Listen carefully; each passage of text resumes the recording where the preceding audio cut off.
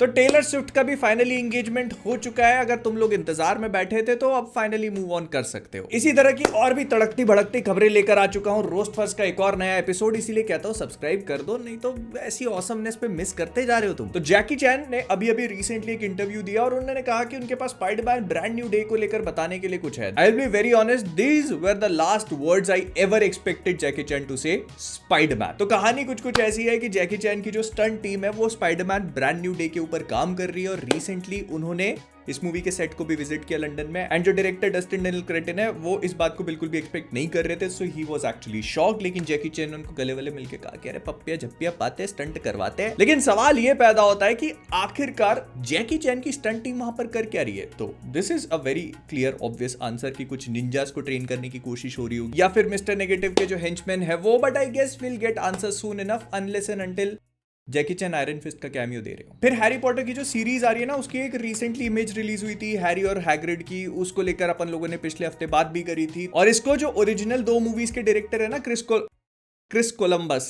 भाई अपने नाम को टंग ट्विस्टर कौन बनाता है भाई। तो उनका ये कहना पड़ता है कि what is even the point, मैं जो कपड़े देख रहा हूँ हैग्रिड ने वही कपड़े पहने हुए जो हम लोगों ने अपनी मूवी के लिए डिजाइन करे थे, हैरी भी उसी तरह के सिमिलर क्लोथ्स में नजर आ रहा है। तो इस पूरी चीज का पॉइंट क्या है? पॉइंट मोटा पैसा है क्रिस भाई। अगर आप अमेरिका खोजने के बाद खुद लापता नहीं हुए होते ना तो आपको पता होता कि टैरिफ कैसे बढ़ाए जाते हैं। फिर एक नया पोस्टर रिलीज किया गया, ये एमा स्टोन की नई मूवी है जिसको डायरेक्ट करने वाले हैं यॉर्गोस लैंथिमोस। मैं भाई इस बंदे का नाम भूल जा, आज I am having a very good day with names today. तो जो यॉर्गोस लैंथिमोस है, इन्होंने इससे पहले पुअर थिंग्स डायरेक्ट करी थी, तो वो उनकी नई मूवी होगी, इसका नाम है बुगोनिया। एमा स्टोन और जेसी प्लेमेंस इसमें। तो ये मूवी कहानी बताएगी 2 ऐसे लोगों की जिनको लगता है कि एक बड़ी कंपनी का जो सीईओ है या बड़ी कंपनी की जो सीईओ है वो एक्चुअली में एक इविल एलियन है और उसको किडनैप कर लेते हैं।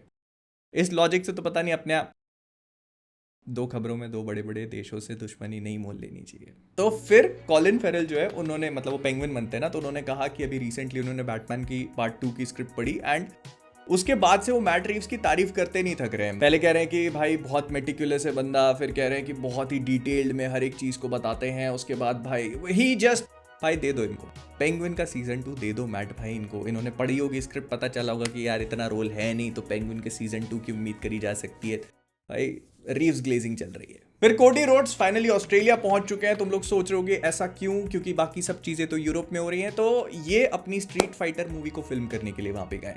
अगर तुम लोग भूल चुके हो तो याद दिला देता हूं कि इस मूवी में गाइल का रोल प्ले करेंगे। और कुछ लोगों ने कहा कि भाई देखो हम ऐसे टाइम में पहुंच चुके हैं जहां पर अब कोडी रोड्स पार्ट टाइम बन चुका है और रोमन रेंज जो है वो परमानेंट रोज अपीयर हो रहा है, तो वो भी जाएगा। पहले कोडी रोड्स अपनी फिल्मिंग कंप्लीट करेंगे और उसके बाद रोमन रेंज जाएंगे, इस पिक्चर में वो भी है। फिर एंथोनी इपोलिटो, किसने लिखे हैं ये नाम इतने सारे? तो एंथोनी इपोलिटो जो है उनको कास्ट कर लिया गया है सिल्वेस्टर स्टैलोन का रोल प्ले करने के लिए एक ऐसी मूवी में जो बताएगी कि रॉकी मूवी के लिए सिल्वेस्टर स्टैलोन को कितनी मेहनत करनी पड़ी थी ये रोल हासिल करने के लिए। कुल मिला के इतना समझ लो कि सिल्वेस्टर स्टैलोन को एक मूवी कैसे मिली, इसके ऊपर एक और मूवी बन रही है जिसमें सिल्वेस्टर का रोल कोई और बंदा प्ले करेगा। इंटरेस्टिंग। फिर टेनॉक हियर था जो कि नेमोर का रोल प्ले कर रहे हैं एमसीयू में। ब्लैक पैंथर वकांडा फॉरएवर में इनको देखा था और डूम्सडे के लिए कंफर्म कर दिए गए हैं। तो उन्होंने बताया कि वो जो चेयर वाली पूरा अनाउंसमेंट हो रहा था ना, उसके 5 घंटे पहले उनको बताया गया था कि तुम इस पिक्चर में होने वाले हो। ऐसी किस्मत मेरी कब चमकेगी। एंड स्पीकिंग ऑफ किस्मत, तो उन्होंने खुद ये बात कंफर्म कर दी कि डूम्सडे के लिए जो सूजन स्टॉर्म मतलब वेनेसा कर्बी के साथ उनके सीन्स है वो शूटिंग कंप्लीट कर ली। उनका कहना पड़ता है कि she is a very fabulous co-worker. गई सूजन पानी पे। फिर ऐसा कहा जा रहा है कि एलेक्स गार्लैंड जो कि एल्डन रिंग मूवी को डायरेक्ट करने वाले हैं, उन्होंने पहले 160 पेजेस का रफ ड्राफ्ट लिखा था और करीब 40 पेज की इमेजरी बनाई थी जिसको वो जापान खुद लेके गए और एल्डन रिंग के क्रिएटर हिदेताका मियाजाकी से मिले। उसके बाद उन्होंने ये सारी चीजें दिखा करके उनसे अप्रूवल ली है।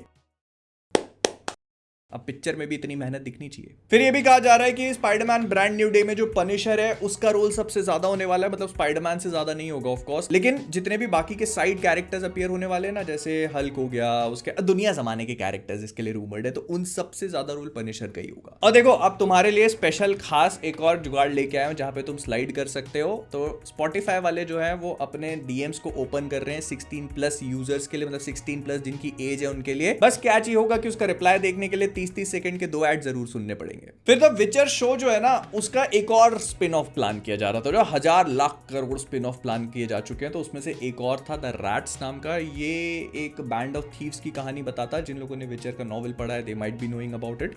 तो ये उनकी कहानी बताता, जो कि बहुत इंपॉर्टेंट थी भी नहीं। और जब इसको पूरा प्रोडक्शन वगैरह की तैयारी हो चुकी थी, तो उसके बाद ऐसा कहा जा रहा है कि it turned out to be a disaster. मतलब इसकी कहानी, इसके characters, everything, nothing was on point. मतलब बोला जा रहा है कि जो विचर की सीरीज आई थी ना, एक ब्लड ओरिजिन नाम था उसका आई थिंक, तो उससे भी बड़ा डिजास्टर होने वाली थी। इसी वजह से इसको पूरी तरह से स्क्रैप कर दिया गया।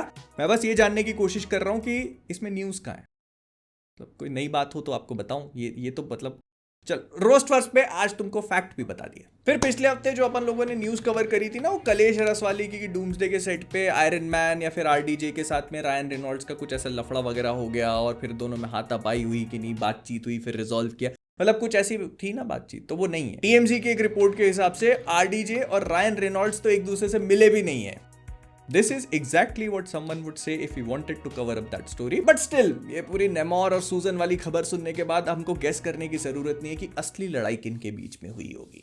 फिर कहा जा रहा है कि एवेंजर्स डूम्सडे के लिए क्रिस हेम्सवर्थ ने अपनी शूटिंग को पूरी तरह से रैप अप कर लिया है, लेकिन वहीं पर स्टीव रॉजर्स, मतलब हमारे कैप्टन क्रिस, क्या अब नाम याद नहीं आ रहा है आज मेरे को, जो बोलने हैं वो बोल नहीं पा रहा हूँ, जो याद करने वो याद नहीं कर। क्रिस इवांस और पेगी कार्टर जो बनती है हेली एटविल, दोनों ने अपनी फिल्मिंग शुरू कर दी है।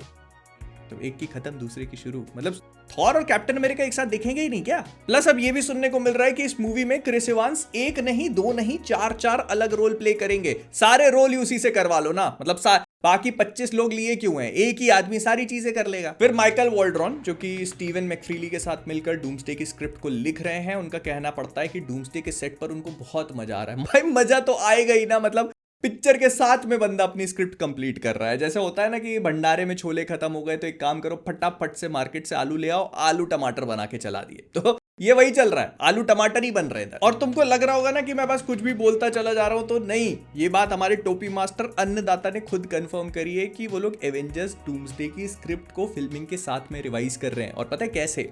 उनका कहना पड़ रहा है कि जो एक्टर्स हैं वो इन कैरेक्टर्स को इतने अच्छे से जानते हैं कि अगर उनका कोई भी इनपुट होता है तो उसको हम कंसीडर करते हैं। मतलब अगर आरडीजे को गलती से भी लग गया कि नहीं, उनका डॉक्टर डूम जो है वो सूजन को नहीं, वांडा को किडनैप करेगा, क्योंकि उसके साथ उसका रोमांस परफेक्टली फिट होना चाहिए, तो उस आइडिया को ये लोग उठा करके एक्चुअली उसको कंसीडर कर सकते हैं। थिंकिंग की पूरी मूवी को इंप्रूव कर देगा।